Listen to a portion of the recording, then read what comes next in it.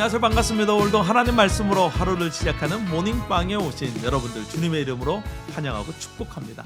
릴레이 달리기 경주에서 선수들의 이 개개인의 능력과 함께 중요한 요소 중에 하나는 이 바통 패스입니다. 바통을 패스할 수 있는 구간은 이 배턴 존이라는 20m 안에서 이루어져야 합니다.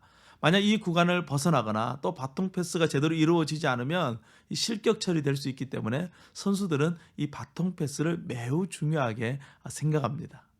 오늘 우리가 함께 묵상할 하나님의 말씀은 마태복음 3장 13절에서 4장 11절 말씀입니다. 마태복음 1장 1절에서 오늘 말씀까지 핵심 내용을 한마디로 정의하면 하나님의 아들로 오신 예수님, 예수님은 하나님의 아들이시다입니다. 유대인들은 이스라엘 사람들인 자신들이 바로 하나님의 아들이라고 생각했어요. 그런데 마태는 예수님이야말로 진정한 하나님의 아들이다라고 말하고 있어요. 그러면서 마태는 마태복음 3장에서 두 하나님의 아들을 비교하고 있습니다.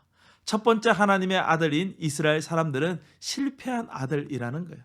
그들은 불순종과 죄악으로 실패했습니다. 그러나 두 번째 하나님의 아들이신 예수님은 승리하십니다. 마태는 이것을 오늘 본문 말씀을 통해서 가르쳐주고 있는 것이죠. 세례 요한이 요단강에서 세례를 주기 시작했고 얼마 후에 예수님도 세례 요한이 있는 곳으로 오셨습니다. 그리고 예수님은 세례 요한에게 자신도 세례를 받겠다라고 말씀합니다. 요한이 베푸는 세례는 회개의 세례였어요. 그러나 예수님은 회개할 것이 없는 분이시죠. 그러기에 요한은 예수님에게 세례 베풀기를 거절합니다. 하지만 예수님은 요한에게 자신이 세례받고자 하는 세례는 다른 의미를 가지고 있다라고 설명해 주세요. 예수님이 요한에게 세례를 받는 것은 하나님의 모든 의를 이루기 위함이라는 것이죠. 하나님의 의란 하나님의 뜻을 의미하는 거예요. 예수님은 구약의 모든 말씀을 이루시기 위해서, 즉 하나님의 뜻을 이루시기 위해서 이 땅에 오셨습니다. 세례 요한은 구약의 마지막을 대표하는 선지자입니다. 예수님은 그가 베푸는 세례를 받으심으로써 구약의 모든 말씀을 받으시고 새로운 역사를 이루어 가기를 원하셨던 것이죠.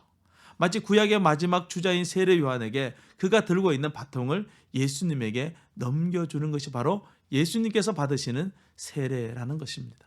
그렇게 예수님이 세례 요한에게 세례를 받으심으로 바통을 넘겨받자 하늘에서 성령이 비둘기같이 내려오시고 하나님의 말씀이 들려옵니다. 이는 내 사랑하는 아들이요 내 기뻐하는 자라.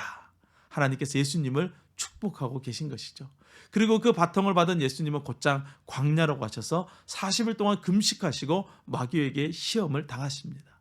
첫째 아들인 이스라엘은 철저히 광야에서 실패했지만 하나님의 아들이신 예수님께서 똑같이 시험을 받으심으로써 그 세 가지 시험을 모두 이겨내십니다.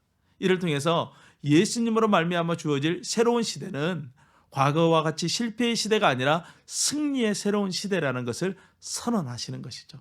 예수님의 승리는 우리에게 주어지게 됩니다. 우리는 그 승리를 예수 그리스도를 믿음으로 이미 다 받았습니다.